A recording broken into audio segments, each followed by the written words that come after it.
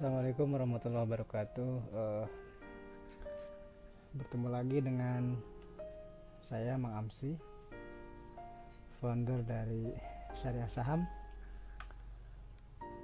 Malam ini kita akan ngobrol-ngobrol lagi, dan seperti biasa kita akan mengajak salah satu teman kita secara jadi ini rubriknya itu LDR ya, live dari rumah.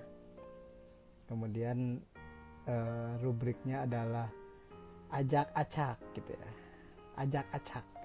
Itu baru kepikir barusan saja, ajak acak. Jadi ngajak siapa saja ngobrol gitu. Nah sekarang kita akan coba ngobrol dengan siapa ya? Oke, dengan, kalau yang siap silakan acungkan tangan. Oke. Nah, malam ini temanya kita akan mencoba mencari emiten-emiten mana yang di Q2 itu pertumbuhannya masih bertumbuh penjualan dan labanya. Nah, kita akan cek malam ini. Jadi kalau yang siap diajak ngobrol nanti kita culik ya, seperti biasa diajak acak.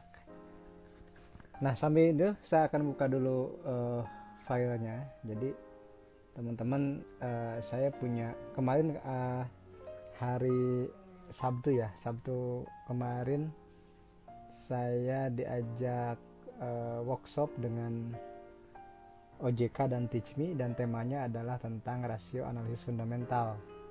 Nah mungkin teman-teman nanti bisa cek di di link YouTube-nya Teach Me ya, dicek di situ materinya. Kemarin kita sudah ada rekamannya. Nah, yang banyak ditanyakan adalah tentang bagaimana kita bisa memilih saham-saham mana yang menarik untuk kita cermati ya. Kita cermati berdasarkan misalnya rasio-rasio yang ada ya, misalnya rasio likuiditasnya, kemudian profitabilitasnya, dan juga solvabilitas. Nah itu semua sebenarnya mudah kalau kita punya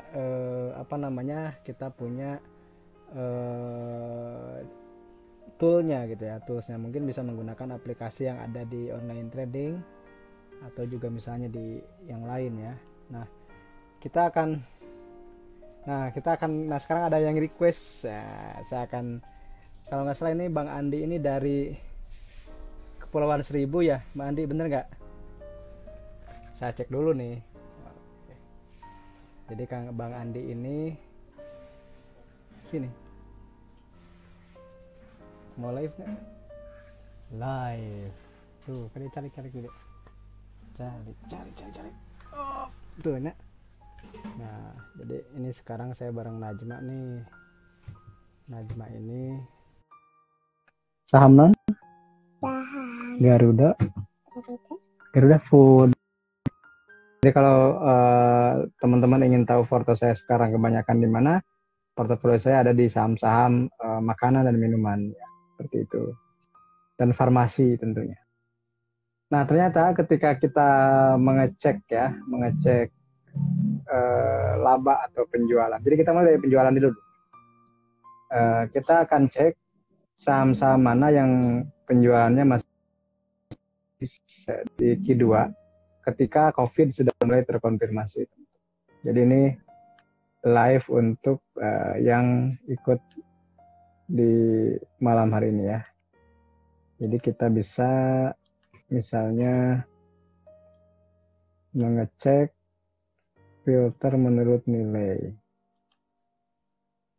Oke. Atau pilih semua dulu. Kemudian kita sort mana yang paling besar.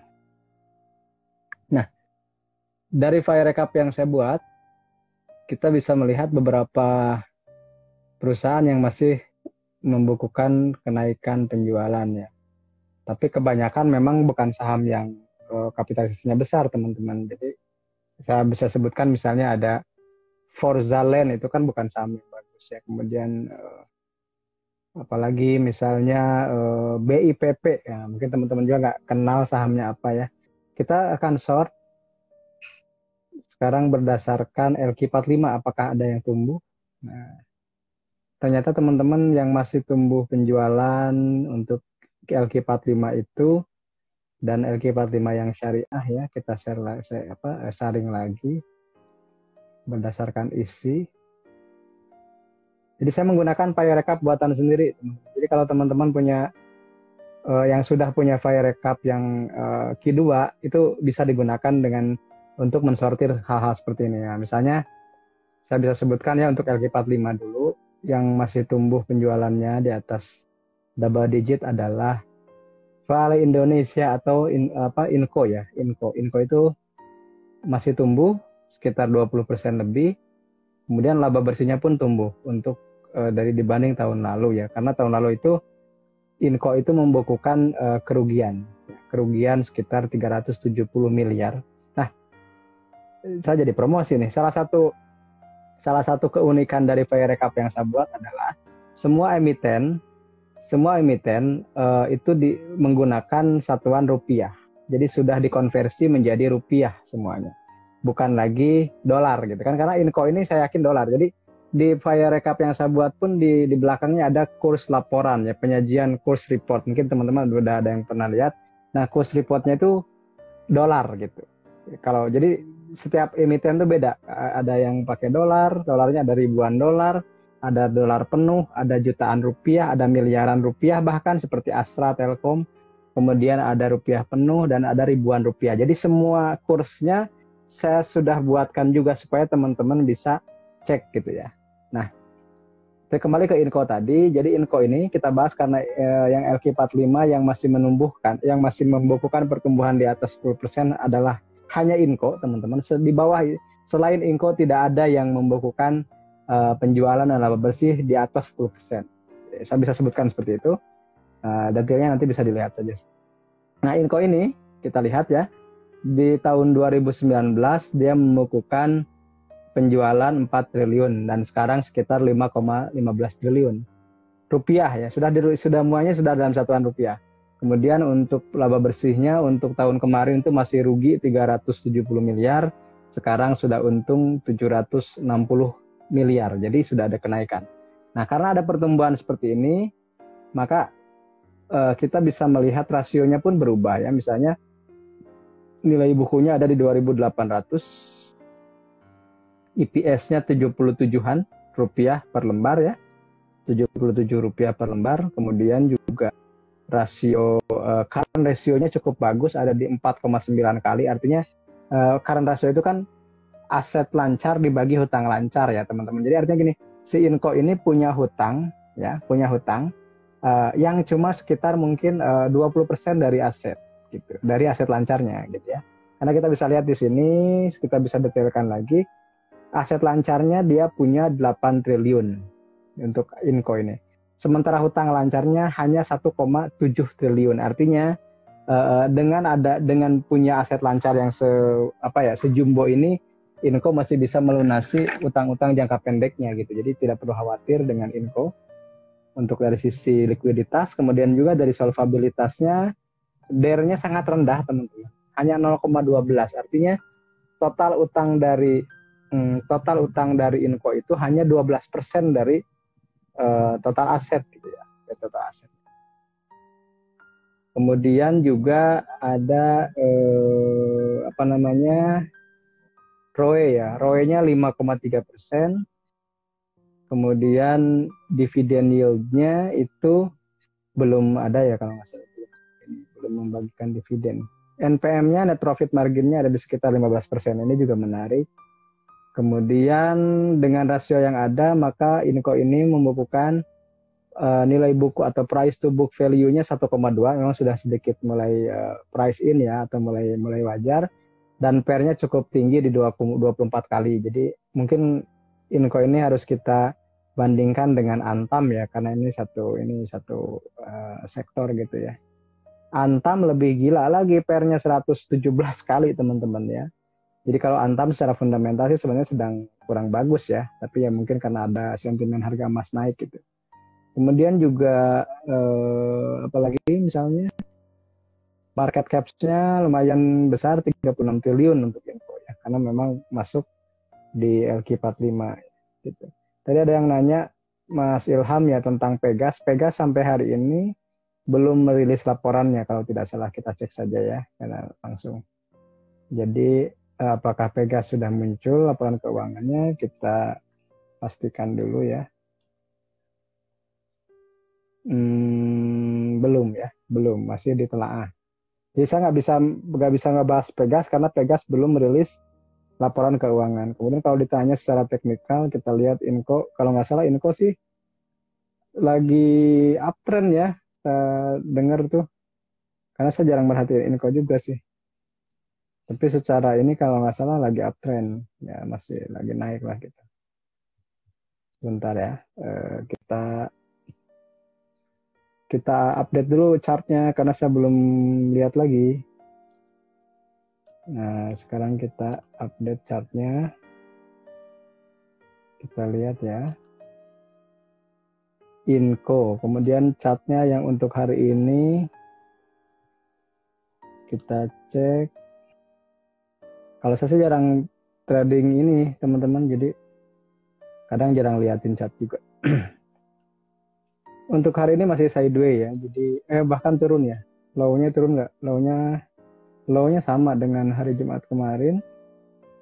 Kemudian dia ya mungkin akan akan koreksi sedikit. Apakah dia melanjutkan kenaikannya atau tidak, kita cek. Kalau di saya sih di batasnya itu ada di ini nih, di berapa nih, di 3.300-an ya, 3.375. Tapi Inco ya lumayan sih kalau buat beli di ini trend follow ya, tapi lagi koreksi dia. Kayaknya ada yang kena ini apa? Coba cek ya, seperti itu. Inco masih, menurut saya masih dalam garis uptrend ya, seperti itu. Kemudian ada yang nanya lagi LPVF. Oke, LPVF kita cek. LPVF itu kalau nggak salah sudah dikeluarkan dari LQ45 ya. Sudah dikeluarkan, tapi kita cek apakah sudah merilis laporan keuangan. Sudah, ternyata LPVF ini modalnya sekitar 1 triliun. Kemudian asetnya 8,7 triliun. Penjualannya anjlok 62%, laba bersihnya anjlok minus 131% ya. Kemudian juga earning per share-nya anjlok karena rugi dia ya. Rugi gitu. Terus tadi ada yang bilang apa lagi murah-murahnya ya. Mana LPPF lagi murah. Murahnya mungkin harganya ya. Tapi kalau saya lihat valuasinya justru sangat mahal. Mas siapa nih? Mas Ahmad, kalau bagi saya LPPF sudah mahal. Kenapa? Karena nilai bukunya di sini hanya 375 rupiah. Jadi di harga 1.300, 1.200 itu masih mahal ya. Karena apa? Karena modalnya 1 triliun. Dibagi jumlah sahamnya 2,8 miliar. Jadi 375 rupiah. Artinya sekarang PBV-nya sudah 3 kali ya, 3 kali lipat gitu. PR-nya minus bahkan karena rugi. Ya, kemudian apalagi DER-nya gila-gilaan ya, DER-nya 7 kali lipat gitu. Kemudian apalagi ini. Jadi kalau dari sisi fundamental menurut saya LPPF kurang menarik ya. Kurang menarik, PBV-nya sudah 3 kali, PR-nya minus, kemudian juga nilai bukunya cuma 375. Jadi kalau value investing LPPF akan murah ketika harganya di bawah 300 rupiah gitu. Ya, 300 rupiah. Kemudian tadi ada yang nanya jadi kalau menurut saya LPPF sudah kemahalan meskipun harganya 1.000-an. Mas Firlana ya, CBP meskipun utang besar karena akuisisi tapi tetap masuk saham syariah emang. Iya. Kenapa gini Mas Firlana? Jadi sekarang yang dijadikan patokan untuk patokan untuk daftar efek syariah itu masih menggunakan laporan tahunan 2019. Artinya si OJK dan DSN itu mengecek laporan tahunan yang kemarin lambat rilisnya kan seperti itu. Nah, baru nanti untuk periode November ya, kita lihat periode November itu menggunakan laporan tengah tahunan yang sekarang Q2.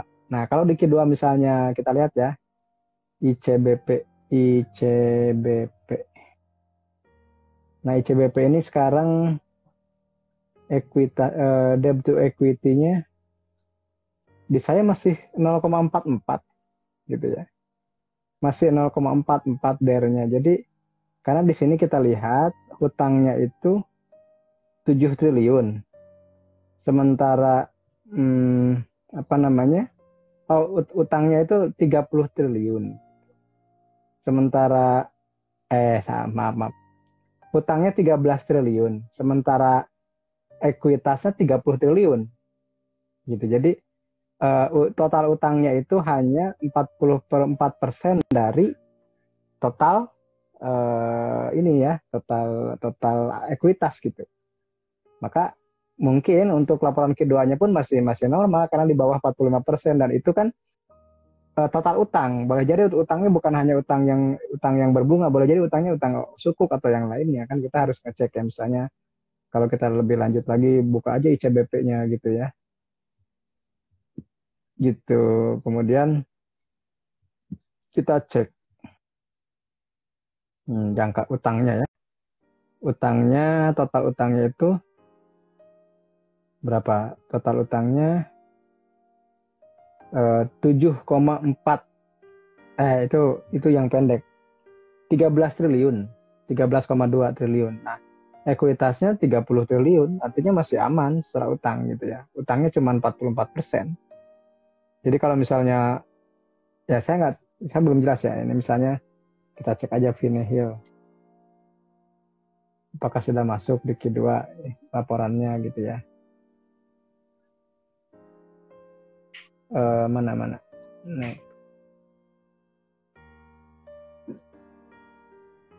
Nah, ini akuisisi ya, akuisisi. Ada di catatan nomor 36. Gitu, ada catatan nomor 36. Mengakui seluruh saham pemberi. Oke, di situ Vinehil. Pine Hill Corpora ya. Di sini nggak jelas sih mana ya.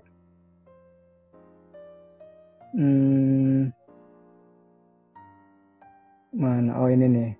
Ada. Jadi Pine Hill ini berapa?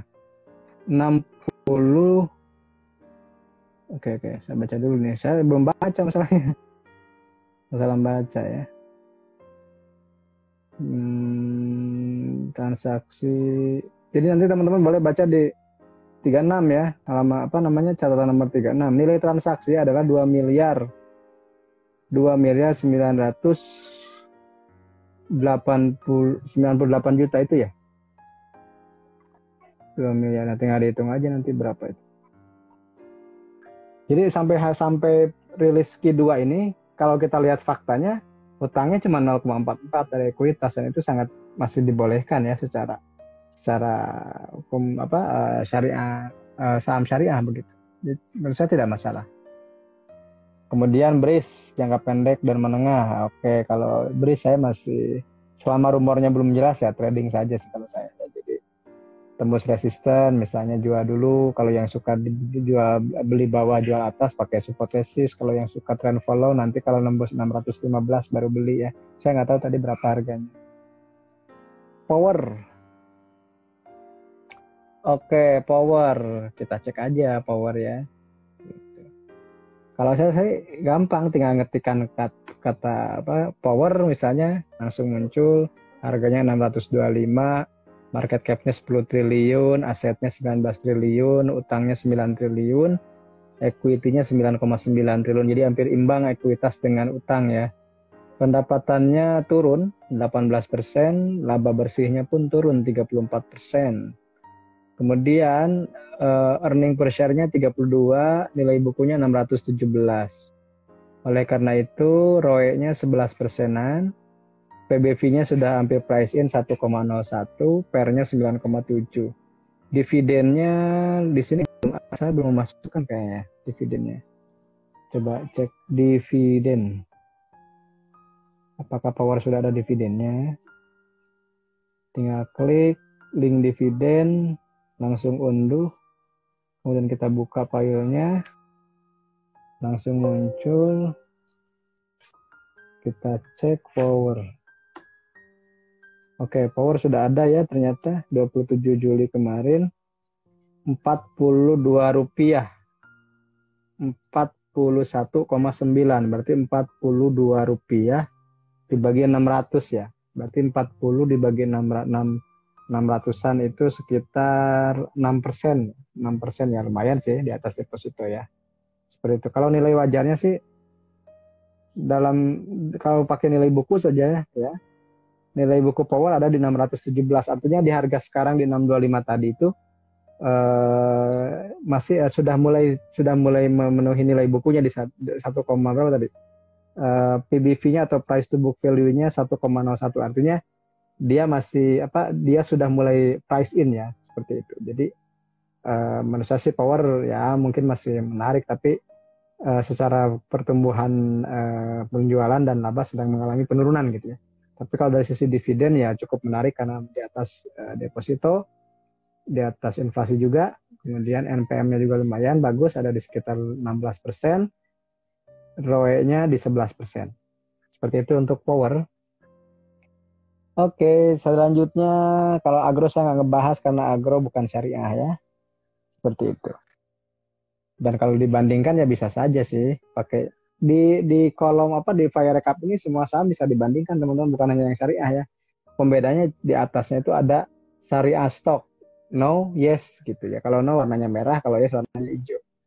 Jadi pertama dari market cap itu antara Bank Agro dengan Bank BRIS ya sama ya 5 triliunan lah market cap-nya. Kemudian untuk asetnya Agro ada di 26 triliun. Nah BRIS ini karena belum rilis laporannya jadi saya nggak bisa bandingkan.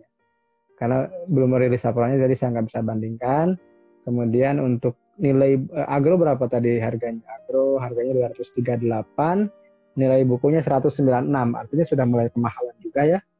Sudah lebih dari 1 kali PBV-nya. Bahkan PER-nya atau price to earning-nya itu 127 kali teman-teman. Untuk Agro itu menurut saya sudah sangat mahal ya karena laba bersihnya cuma 0,94 per lembar. Artinya cuma di bawah Rp1 per lembar.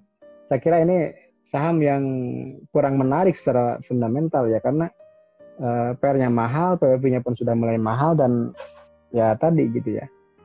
NPM-nya cuma 2%. ROE-nya cuma 0,9%. Ya, Agro ya. Jadi menurut saya dari sini pun udah nggak, fundamentalnya udah nggak masuk kalau bagi saya. Terserah mungkin yang lain berbeda pendapat. Oke, itu mungkin ada yang lain lagi. Saham lain boleh lah, gitu kan. Ini mah ngobrol bebas aja.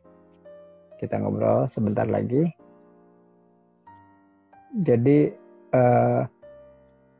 saya itu paling enak pakai file sendiri gitu, karena kemarin saya ungkapkan ya di workshop kemarin sama OJK dan teaching itu, karena saya pernah tertipu oleh data yang disuplai oleh salah satu provider data gitu, karena mungkin saya juga kadang ada keliru menginput ya, tapi kan kalau keliru menginput di saham yang kita inginkan jadi fatal akibatnya. Kenapa? Karena kita merasa saham ini masih murah, ternyata sudah kemahalan. Nah itu kan akhirnya saya mencoba untuk merekap sendiri semua saham dari mulai dulu 2014 tuh sekitar masih 400-an sahamnya, sampai sekarang sudah 701. Itu saya entry setiap kuartal itu. Supaya apa? Supaya saya yakin dengan apa yang saya entry dan saya bisa melacak langsung ke sumber aslinya. Gitu. Kenapa? Karena yang kita input itu adalah dari laporan keuangan yang dirilis oleh perusahaan tersebut, bukan dari koran, bukan dari orang ketiga, bukan dari publisher manapun, gitu, tapi dari perusahaannya langsung. Nah, itulah yang membuat kita katakanlah lebih punya sumber primer ya. Dan kalau bagi saya selama saya mengentry laporan keuangan ini ya, meskipun di pasar kadang menceritakan hal bertolak belakang dengan apa yang kita pahami, tapi dalam jangka panjang itu membuktikan gitu. Saya ambil contoh. Misalnya ketika tahun 2014 itu ada yang ramai tentang saham-saham konstruksi gitu. Tapi saya melihat wah, ada beberapa saham yang waktu itu diunggulkan pasar, saya melihat itu sudah kemahalan. Dan karena apa? Karena ada anjlok kinerjanya di kuartal pertama. Nah, karena anjlok di kuartal pertama, saya sudah merasakan ini akan turun kayaknya gitu ya. Meskipun di pasar masih ramai ini akan naik gitu. Dan ternyata pada akhirnya turun, dan sampai ke tertingginya sekarang itu kayaknya belum pernah deh.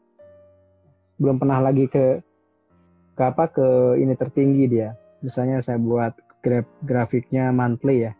Nah, dia tertingginya adalah tahun 2015. Dan sampai sekarang dia nggak pernah ke harga itu lagi gitu.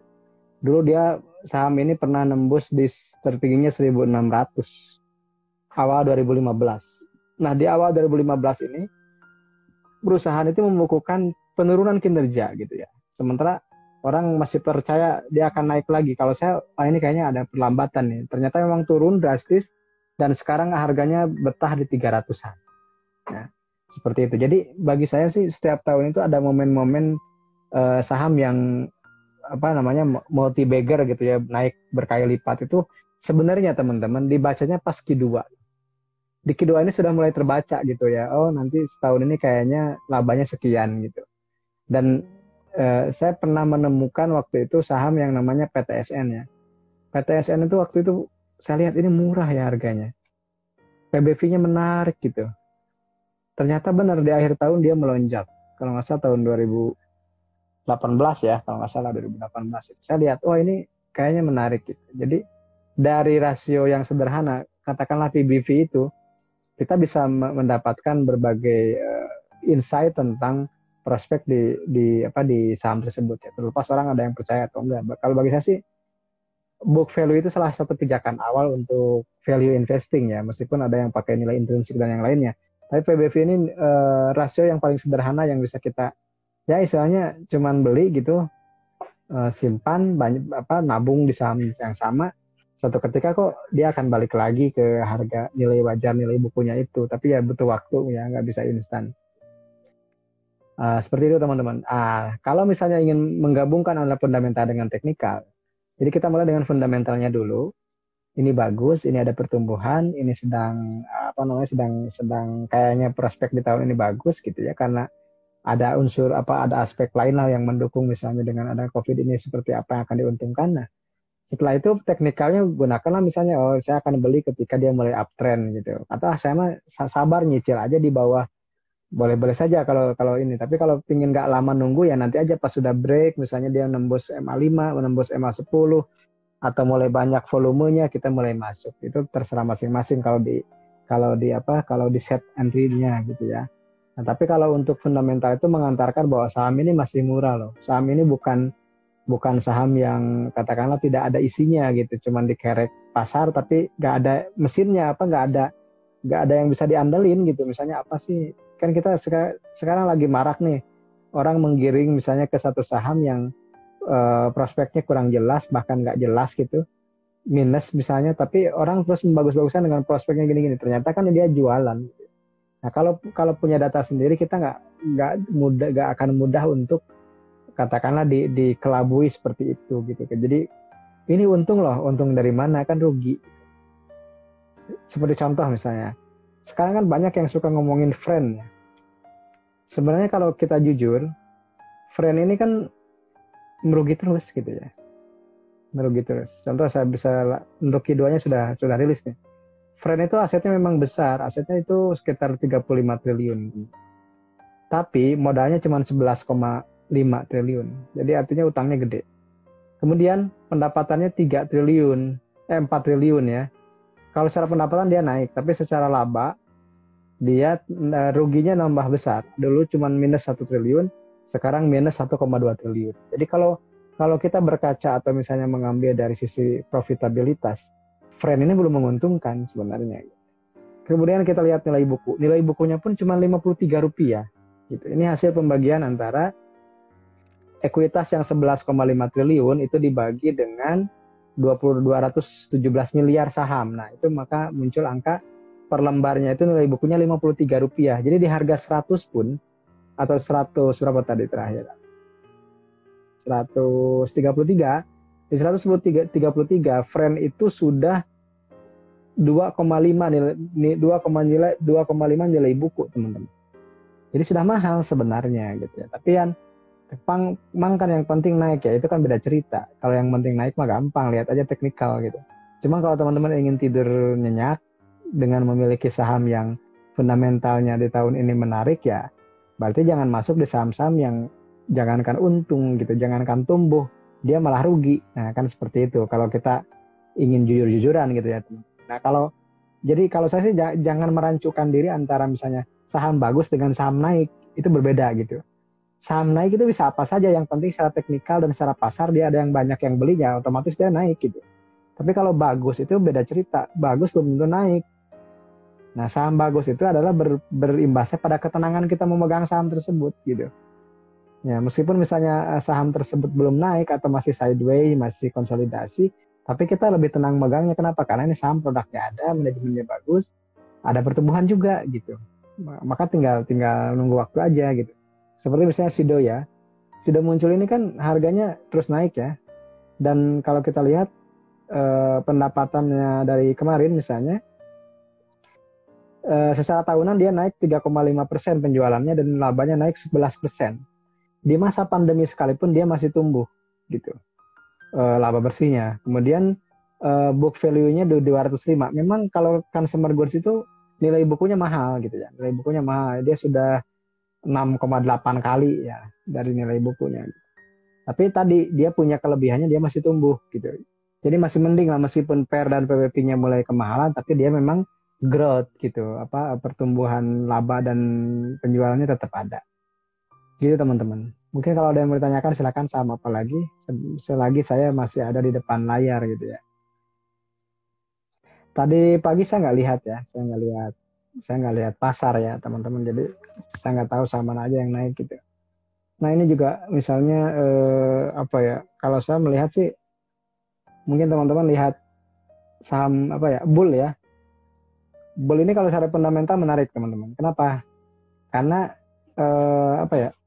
dari penjualannya dia tumbuh sekitar 100%. Kemudian laba bersihnya juga tumbuh 275%. Saya belum mengecek apakah pertumbuhan ini karena organik atau karena ada jual aset ya. Tapi yang ini adalah book value-nya itu masih di atas, ada di 370-an. Jadi secara PBV-nya masih 0,8, secara PER-nya ini sangat fantastis. Hanya 3, jadi kalau teman-teman memang ingin tenang misalnya, mungkin Bull bisa jadi alternatif. Tapi ya tadi disclaimer yang pertama, yang kedua jangan masuk dengan uang banyak gitu. Karena ini kan bukan saham yang blue chip ya, tapi saham yang second, mungkin bahkan third liner. Kita lihat market caps-nya itu ada di sekitar 3 triliun gitu. 3 triliun itu kalau dibanding misalnya ini kan di saham kapal. Jadi kalau kemarin kan ada teman saya Mas AS bahas saham kapal ya. Nah mungkin kita bisa bandingkan dengan SIP Kak Syariah, ternyata Soci juga. Ini syariahnya belum diupdate kayaknya ya. SIP, Soci, apalagi misalnya MBSS ya. Dan Lead misalnya. Nah, kalau MBSS itu belum rilis ternyata. Kita misalnya satu lagi perkapalan yang agak liquid ya biasanya. Kalau dulu sih ada Trump, sekarang udah pindah sektor. Apalagi SIP, Soci, SMDR. Ini perkapalan ya teman-teman. Nah di sektor perkapalan ini market caps yang paling besar Bull, ternyata memang Bull ya, sekitar 3 triliun. SIP cuma 1,6 triliun, Soci cuma 900 miliar, SMDR 800 miliar, Lead bahkan 200 miliar, atau satu lagi deh yang Wins ya, Wintermars. Itu 400 miliar. Nah kalau dibandingkan kelima saham ini, maka kita bisa melihat bahwa yang masih tumbuh itu SMDR dan Bull gitu ya, SMDR dan Bull gitu. Penjualan dengan labanya kompak naik. Kemudian juga untuk SMDR ini book value-nya ada 700. Jadi dengan harga yang terbaru PBV-nya masih menarik 0,3 dan PER-nya 5,8. Jadi kalau di sektor perkapalan, kalau melihat kinerja Q2 yang ada di laporan keuangan ya, karena saya nggak paham di industri perkapalan gitu, mungkin Mas HS dan teman-teman yang di perkapalan bisa banyak eksplorasi di situ, elaborasi tentang hal ini. Nah, kalau saya hanya melihat angka-angka saja teman-teman. Jadi angka-angka di Q2 ini ternyata SMDR dan Bull itu paling menarik di antara saham-saham kapal. Satu lagi saham kapal itu biasanya Nelly ya, tapi Nelly ini kecil. Nelly ini cuma 300 miliar ya market capsnya. Nilai bukunya di 200, jadi di harga sekarang PBV-nya 0,65 dan PER-nya 8,5. Jadi kalau kita bandingkan saham perkapalan itu Bull SMDR. Sayangnya saham perkapalan ini nggak liquid teman-teman. Jadi mungkin saya juga tidak terlalu merekomendasikan ya, kecuali buat nabung kecil lah gitu. Kalau buat tradingnya sih oke-oke aja gitu. Tapi karena nggak liquid ini mungkin akan susah jual, susah beli juga. Biasanya kan seperti itu kalau yang kurang liquid. Itu saya ya teman-teman, mungkin malam ini kita ngalor ngidulnya cukup sekian. Oh ini ternyata masih banyak pertanyaan. Waduh, saya nggak lihat ke bawah ya. Oke, saya bahas dulu deh ini tentang BRPT. BRPT saya nggak tahu karena BRPT ini udah keluar dari LQ45 ya. Kita cek ya, kita cek nih. Saya temanya malam ini ngecek karena kebetulan tadi pagi itu baru selesai ngerekap 558 emiten teman-teman. Jadi 558 dari 701 itu sudah merilis laporan keuangan Q2 dan saya sudah merekapnya semuanya. Karena itu saya bisa menjelaskan sedikit banyak tentang kondisi terbaru dari laporan keuangan ya. Orang mungkin banyak bilang, Bang, buat apa sih ngebahas laporan keuangan, itu kan masa lalu. Ya nggak masalah gitu. Yang penting kan bisa jadi cerminan. Jadi bisa jadi proyeksi ke depan itu seperti apa gitu. BRPT, kita cek ya. BRPT itu dia sudah dikeluarkan dari LQ45 dan dari sisi profitabilitas penjualannya turun 14% dan labanya berbalik rugi. Asalnya untung 154 miliar menjadi minus 127 miliar. Karena itu ada perlambatan sekitar minus 180% kinerjanya. Mungkin ini yang membuat dia down, membuat dia jatuh gitu harganya ya. Karena ya secara fundamentalnya juga sudah mulai kurang menarik. Nilai bukunya hanya 196 gitu. Jadi di harga sekarang dia memiliki price to book value-nya sudah mahal 4,5 kali dan PER-nya minus 320 kali. Jadi BRPT 2016 pernah jadi idola saya karena BRPT waktu itu saya harus cek ya. Coba saya cek dulu biar ada bukti. Jadi setiap tahun itu bisa beda-beda teman-teman. Tahun 2016 BRPT itu masuk radar saya gitu. Kenapa? Karena menarik. PBV-nya cuma 0, berapa gitu ya. Coba cek ya. Saya sambil ngecek. Jadi tapi sekarang berubah gitu. Jadi belajar laporan keuangan itu sebenarnya untuk mengupdate nilai wajar dari perusahaan tersebut gitu. BRPT ya. Saya punya data nih. BRPT tahun copy charting. Oh ini mah ya downtrend ya, secara teknikal downtrend. Gini nih, BRPT tahun 2016 kita cek ya, 2016. Nah, pas tahun 2016, bayangkan ya, BRPT itu harganya waktu itu sekitar 130 rupiah teman-teman, atau 100 di bawah 200 lah, di bawah 200. Tapi nilai bukunya 2.700. Nah, karena itulah price to book-nya waktu itu 0,06. Bayangin, 0,06. Artinya, untuk nilai bukunya itu, dia butuh misalnya sekitar berapa? 200 kali lipat ya. Atau 20 kali lipat. Jadi 20 kali lipat. Gitu. Jadi dia masih 6% dari nilai buku. Gitu ya. Maka dia butuh sekitar 20 atau sekitar 17 kali lipat lagi. Maka akhirnya dia tembus ke harga hampir 4 ribuan bahkan kalau nggak salah ya. Coba cek chartnya. BRPT. Ya, karena belum stock split waktu itu ya. Belum stock split. Jadi 2016 tuh kalau di harga sudah stock split itu ada di sekitar 13 rupiah teman-teman. Jadi mungkin stock splitnya sekitar 10 kali ini ya. Berapa? 10 kali ya? Oh 2 kali. Saya lupa Jadi 5 kali ya? Saya lupa berapa kali tuh stock splitnya BRPT. Jadi waktu itu BRPT menarik gitu. Tapi sekarang sudah tidak menarik lagi. Kenapa? Karena kalau sekarang kita lihat BRPT itu price to book-nya sudah bahkan 2 kali lipat. Di saya hitungannya bahkan sudah 4 kali ya, 4 kali lipat seperti itu. Oke. Jadi kalau bagi saya BRPT ya seperti itulah. Jadi mungkin lagi downtrend gitu, kemudian secara kinerjanya pun kurang bagus. Makanya penting sih kalau bagi saya minimal 3 bulan sekali itu kita lihat laporan keuangan ya, itu untuk mengupdate aja gitu kinerjanya. Kalau portfolio sih apa saja ya? Kalau saya kebanyakan tadi saya sudah sebutkan Mas Ilham sektor makanan ya, makanan. Jadi ya cari aman aja deh gitu di masa pasar seperti ini. Saya beli saham Ultra Jaya, saya beli saham Mayora, saya beli saham Unilever, saya beli saham apa lagi? Seido muncul kayak gitu aja gitu. Paling yang pertambangannya saya punya PTBA, saya punya juga kalau buat nabung agak lamanya sih konstruksi ya, karena konstruksi tetap suatu ketika akan pulih dan sekarang ketika jatuh-jatuhnya nyicil aja gitu. Tapi asal tadi lah, asal sabar gitu ya, santai aja, nggak usah panik gitu. Tapi kalau uang yang cash flow ya misalnya dipakai sehari-hari jangan dimasukin di saham-saham yang lama naik gitu ya. Masukkan aja di yang lagi ngetren kayak MDKA gitu. Seperti itu. Kemudian tadi INTP ya, INTP bagi dividen ya. INTP bagi dividennya kapan? Kemudiannya tanggal 6 ya. Tanggal 6. Kemudian di chartnya turunnya enggak.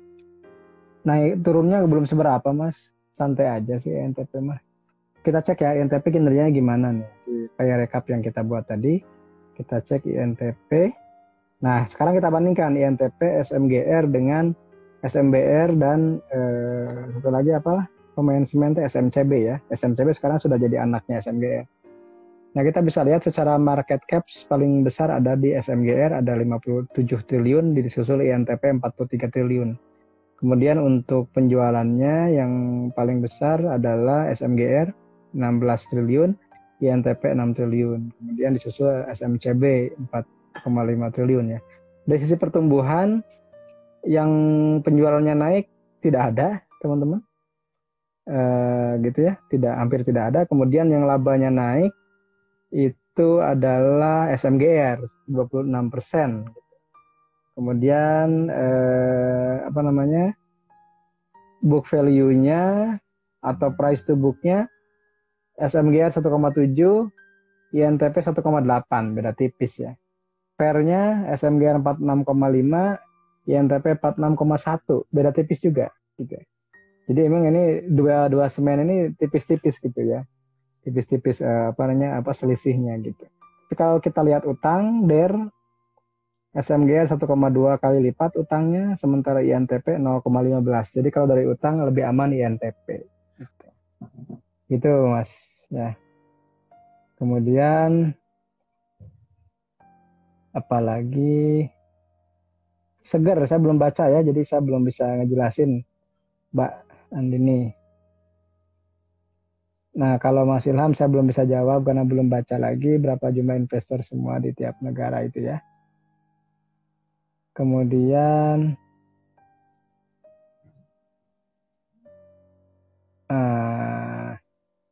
ada yang nanya WG. Nah, oke kita cek WG. WG belum rilis ternyata laporannya. Kita cek ya di Bursa Efek apakah WG sudah muncul. WG belum ya. Belum. Jadi WG belum ada laporannya, jadi saya nggak bisa ngebahas untuk WG ya. Karena WG memang belum ada laporan Q2-nya. Wika pun kalau nggak salah belum. Jadi grupnya Wijaya Karya ini semuanya belum. Wika belum, Weton belum, gitu. Nah kemarin ada yang nanya ke saya tentang PPRO, PPRE, dan PTPP ya. Nah kalau kita lihat ini memang berbeda industri semuanya gitu ya, kecuali beda industri tapi satu sektor. Sektor yang properti ini PPRO di propertinya, PTPP di konstruksinya. Kalau yang PPRE ini di infrastructure non building construction. Jadi lebih ke presisinya itu ya. Nah kita lihat dari 3 grupnya PTPP ini, yang penjualannya naik tidak ada, yang labanya naik tidak ada, semuanya anjlok ya. PTP PPRO anjlok 68%, PPR anjlok 88%, minus ya. PTPP minus 95%, semuanya minus besar teman-teman. Kemudian juga kalau kita lihat book value dari PPRO itu Rp69, PPR 212, PTPP 1757. Artinya untuk yang PBV-nya PPR 0,7, PPR 0,8, PTPP 0,5. Jadi kalau di antara yang 3 ini, yang paling murah secara nilai buku PTPP, malah yang harga nominalnya justru lebih besar ya. Ada di berapa sekarang PTPP? Di Rp940 per lembar. Nah, kalau kita lihat pernya, PPRO di harga 50 pun sudah 30 kali, teman-teman. Jadi jangan terjebak dengan nominal PPRO nih gocap, Bang. Murah ya? Iya, murah nominalnya, tapi secara pernya dia sudah 30 kali lipat.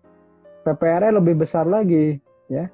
Di harga 172 dia pernya sudah menembus 47 kali.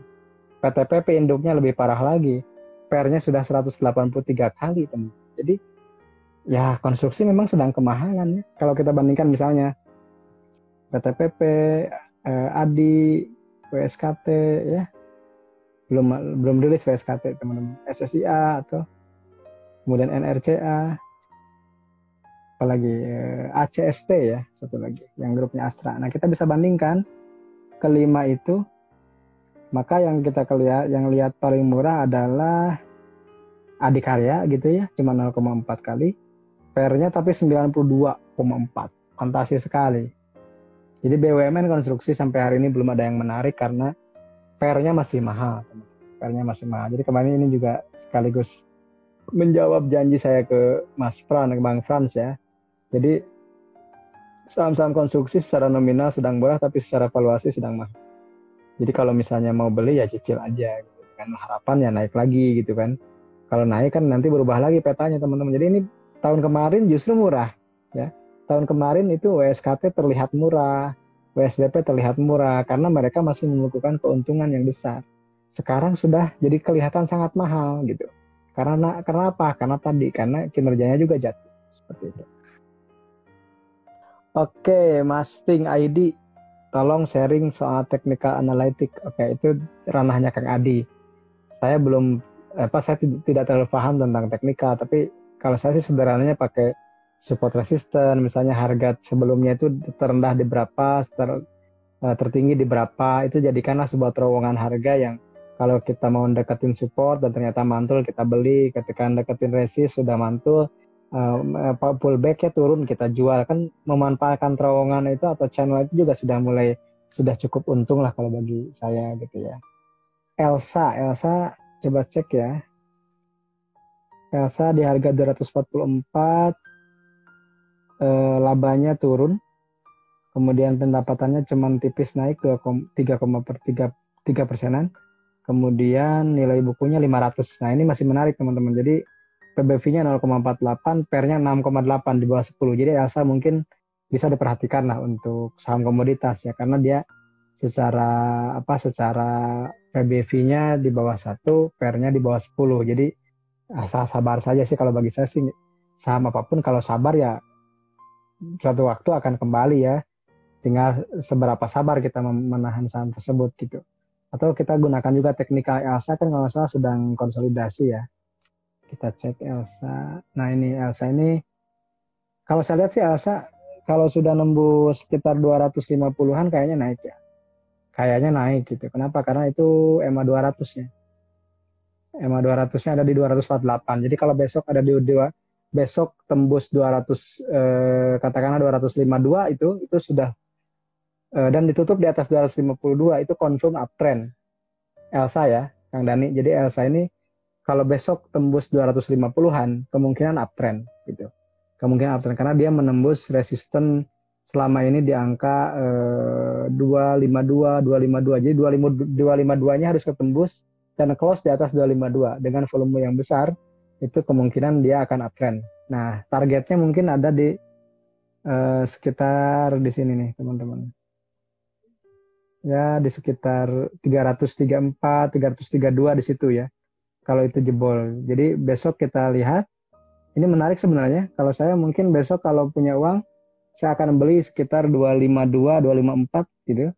Kemudian kan dengan risikonya di terendah itu ada di MA 20-nya 234 ya. Jadi 232 ya sekitar 228 nih. Jadi risikonya lumayan sekitar 24 atau 26 poin. 26 poin itu yang saya risikokan. Sementara returnnya ada di sekitar 34 ditambah 48, 80 lumayan. Jadi ada sekitar 3 kali lah. Rasio rewardnya 3 kali risknya gitu. Kalau bagi saya ya, jadi itu. Nah boleh diamati untuk Elsa gitu. Untuk Elsa besok gitu ya. Terima kasih nih karena ini jadi saya tahu Elsa lumayan menarik nih buat besok. Kalau ada uang, saya mungkin beli nyicil.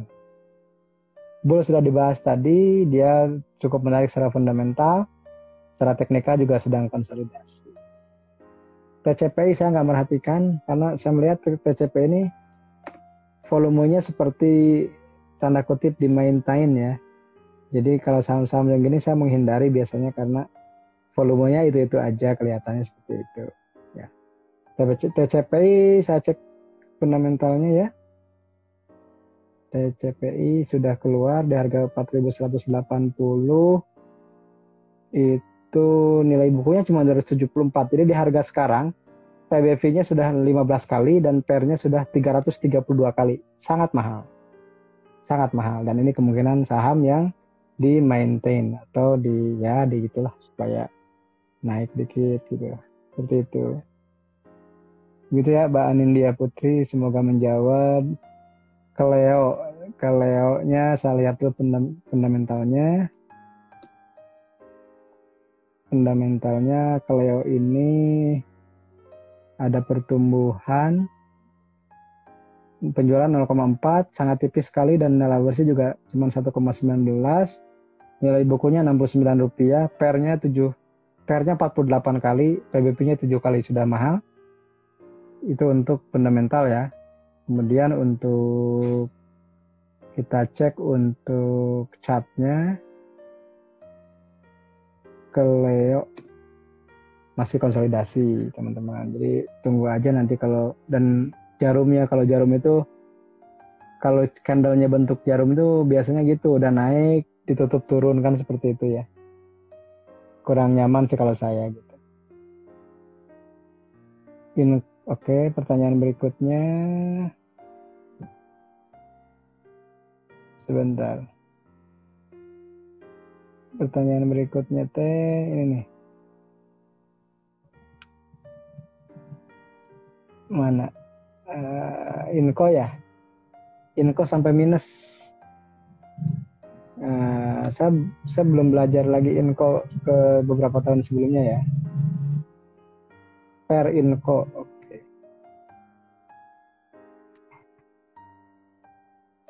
Per-nya emang agak mahal Inco. Karena laba bersihnya kecil kemarin. 23 ya, 23,8 kali. Keras gak syariah, jadi saya nggak bisa ngebahas. Utangnya gede kalau keras. Antam itu kinerjanya kurang bagus sebenarnya gitu ya, kalau saya harus lihat laporan keuangan. Pendapatan turun 36%, laba bersih minus 80% malah gitu. Jadi sebenarnya sih nggak menarik dia gitu ya. Nilai bukunya 750, jadi sekarang sudah mulai melewati nilai buku. PER-nya ini fantasi 117 kali untuk Antam.